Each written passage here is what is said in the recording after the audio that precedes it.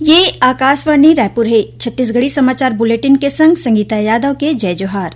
अब सुनो आज के प्रमुख समाचार। आज ले शुरू हुई संसद के बजट सत्र।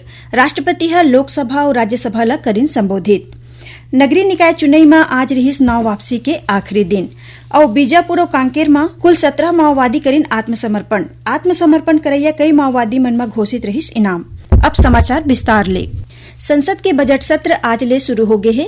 राष्ट्रपति द्रौपदी मुर्मू हा लोकसभा और राज्यसभा के संयुक्त बैठका ला संबोधित करत रहीन कि विश्व भर में अस्थिरता के बीच भारत आर्थिक, सामाजिक और राजनीतिक स्थिरता के एक ठिन स्तंभ के रूप में दुनिया के आगू उदाहरण पेश करत है। ओमन हा विश्वास जतईन कि बछर 2047 तक देश के अवैया पीढ़ी निश्चित रूप ले एक विकसित, सुदृढ़, सक्षम और समृद्ध भारत बन के उभरही। श्रीमती मुर्मू हा कहिन कि देश भर में प्रधानमंत्री आवास योजना के विस्तार के फैसला करे गे है। प्रधानमंत्री आवास योजना के विस्तार करत 3 करोड़ अतिरिक्त परिवार मन ला नवा घर दे के निर्णय ले गे है। प्रधानमंत्री नरेंद्र मोदी हा विश्वास जताए है कि संसद के बजट सत्र 2047 तक विकसित भारत के लक्ष्य ला पाए बर नवा आत्मविश्वास और ऊर्जा भरही। संसद के बजट के सत्र के शुरुआत पहली मीडिया ला संबोधित करत श्री मोदी हा कहिन कि देश विकसित भारत के अपन संकल्प ला पूरा करही। केंद्रीय वित्त मंत्री निर्मला सीतारमण हा आज संसद में आर्थिक समीक्षा 2024-25 पेश करीन। एमा चालू वित्त बछर में भारत के वास्तविक सकल घरेलू उत्पाद में 6.4% के बढ़ोतरी होय के अनुमान लगाए है। वित्त बछर 2026 में ए बढ़ोतरी 6.3 ले 6.8% के बीच रहे की संभावना है।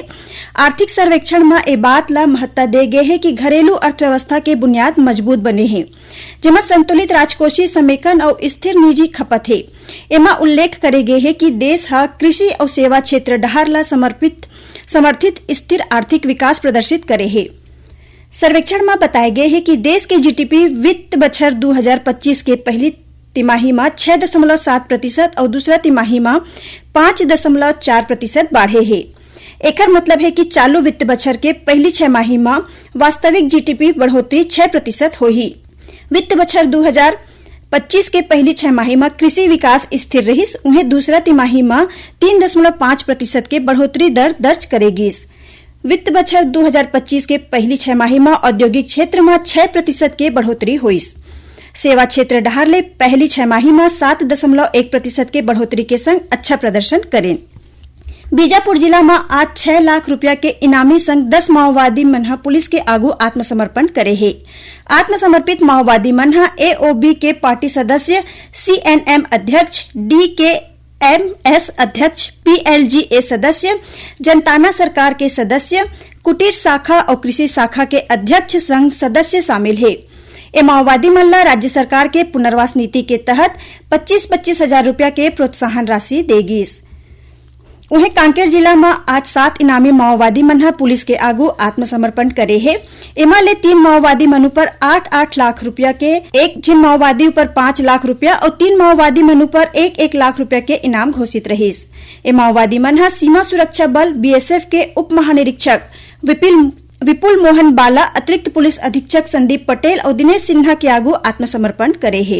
ये सबो माओवादी उत्तर बस्तर डिवीजन के रावघाट, परतापुर एरिया कमेटी और गढ़चिरौली डिवीजन में सक्रिय रहीस। आत्मसमर्पित ए माओवादी मन ला राज्य सरकार के पुनर्वास नीति के तहत 25-25 हजार रुपया के प्रोत्साहन राशि देगी। इसी बीच राष्ट्रीय जांच एजेंसी एनआईए आज गरियाबंद जिला ले 2 माओवादी सहयोगी मन ला गिरफ्तार करे है।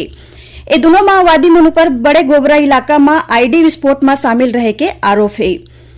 गिरफ्तार माओवादी मनहा सहयोगी मला 17 नवंबर 2023 के मतदान संपन्न करवा के वापस लौटत मतदान दल पर हमला करे रहें।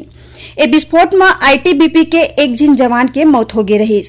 उन्हें गरियाबंद जिला के भालू डिग्गी के जंगल ले सुरक्षा बल मनहा आज सर्चिंग के दौरान माओवादी मंडहर ले लगाए गए आईईडी बरामद करे है। जिला बम निरोधक दस्त के टीम हा मौका में ही निष्क्रिय कर दिस। एखर संगे संग माओवादी जिनिस घलो जब्त करे गे है। छत्तीसगढ़ी समाचार बुलेटिन आप मन आकाशवाणी रायपुर ले सुनत हव। छत्तीसगढ़ के खबर ले है आपकी वास्ता और खबर के विश्वसनीयता ले है हमार वास्ता। आकाशवाणी समाचार रायपुर के प्रादेशिक समाचार बुलेटिन के संगे संग हमार समसामयिक कार्यक्रम आप रेडियो के संग अपन मोबाइल में घलो सुन सकत हव। आकाशवाणी समाचार फेसबुक, ट्विटर और यूट्यूब में घलो हावय। हमार फेसबुक पेज हरे Chhattisgarh news on AIR, Twitter handle CGAIR news और हमार यूट्यूब चैनल हरे छत्तीसगढ़ AIR न्यूज। तो अब रेडियो के संगे संग आपके मोबाइल के माध्यम ले हम आप तक पहुंचत हन। छत्तीसगढ़ के हर खबर पर सुनत रहो आकाशवाणी समाचार। अब आगू बढ़बो बाचे समाचार कोती। प्रदेश में होवत नगरीय निकाय चुनाव के तहत आज नाव वापसी के आखिरी दिन रहीस। नाव वापसी के आखिरी दिन बसना नगर पंचायत में अध्यक्ष पद पर कांग्रेस, आम पार्टी और निर्दलीय प्रत्याशी मन हा अपन नाव वापस ले ले हे।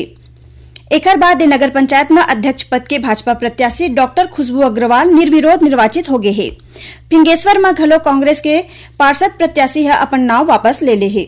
इसने भिलाई के शारदा पारा वार्ड क्रमांक 35 में नगर निगम के उपचुनाव में कांग्रेस के प्रत्याशी मनोज सिन्हा हा कांग्रेस ले इस्तीफा देके भाजपा में प्रवेश करत हुए अपन नामांकन वापस ले ले हे।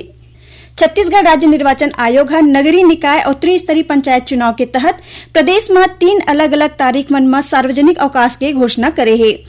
आयोग कोती ले जारी आदेश के अनुसार 11, 17 और 20 फरवरी के सार्वजनिक अवकाश रही। ये अवकाश ओ क्षेत्र में लागू होही जिहां मतदान होही।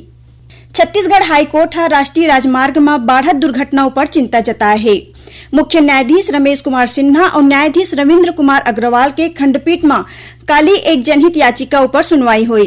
डबल बेंच है राष्ट्रीय राजमार्ग प्राधिकरण ला निर्देश दे है कि दुर्घटना में कमी लाए बर प्रभावी योजना तैयार करे जाए और एला अदालत के आगू प्रस्तुत करे जाए। मामला के अगला सुनवाई 24 मार्च के हुई। उन्हें केस फॉर जॉब मामला में छत्तीसगढ़ उच्च न्यायालय मुख्य न्यायाधीश रमेश सिन्हा के division bench case for job मामला में महत्वपूर्ण फैसला सुनाए है। ये मामला में आरोपी शिकायतकर्ता ला 5 लाख रुपया ले ज्यादा के बदला में हाईकोर्ट में उखर दोस्त बर नौकरी देवाए के वादा करके धोखा दीस। कोर्ट आरोपी ला जमानत दे के इनकार कर दे है। कड़ा टिप्पणी करीन जेमा भारतीय दंड संहिता के धारा 420 और 24 के तहत मामला दर्ज करे गे रहीस। मामला की सुनवाई के दौरान कोर्ट कहिन की रजिस्ट्रार जनरल डहार ले कतकुन चेतावनी के बाद घलो आम लोगन हाईकोर्ट और जिला अदालत मन में नौकरी सुरक्षित करे बर दलाल मन के झांसा में आसानी ले आ जाथे।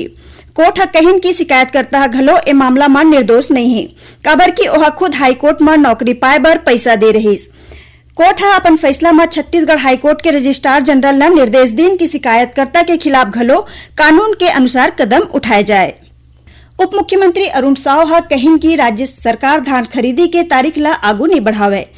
धान खरीदी के आज आखिरी दिन रहीस। उप मुख्यमंत्री मीडिया ले चर्चा में धान खरीदी के तारीख आगू नहीं बढ़ाए जाए के संगे संग कहिन की काटे गे टोकन के ही धान खरीदी होही। यही बीच प्रदेश में कांग्रेस धान खरीदी के अवधि बढ़ाए के मांग करे है। खबर के मुताबिक प्रदेश में समर्थन मूल्य ऊपर 14 नवंबर ले धान खरीदी करे जात रहीस। उत्तराखंड में चलत 38वां राष्ट्रीय खेल मन में छत्तीसगढ़ अब तक 4 स्वर्ण और 4 कांस्य पदक जीते हैं। आज चौथा दिन वुशु खेल में छत्तीसगढ़ के डी पार्थ ताओ लू जियानुशु खेल में कांस्य पदक पाए है। आखिर में प्रमुख समाचार एक घाव फेर। आज ले शुरू हुई संसद के बजट सत्र। राष्ट्रपति लोकसभा और राज्यसभा ला करीन संबोधित। नगरीय निकाय चुनाव में आज रहीस नाव वापसी के आखिरी दिन और बीजापुर और कांकेर में कुल 17 माओवादी करीन आत्मसमर्पण करैया कई माओवादी मन में घोषित रहीस इनाम। एकरे संग छत्तीसगढ़ी समाचार बुलेटिन इहे सिरावत है। जय जोहार।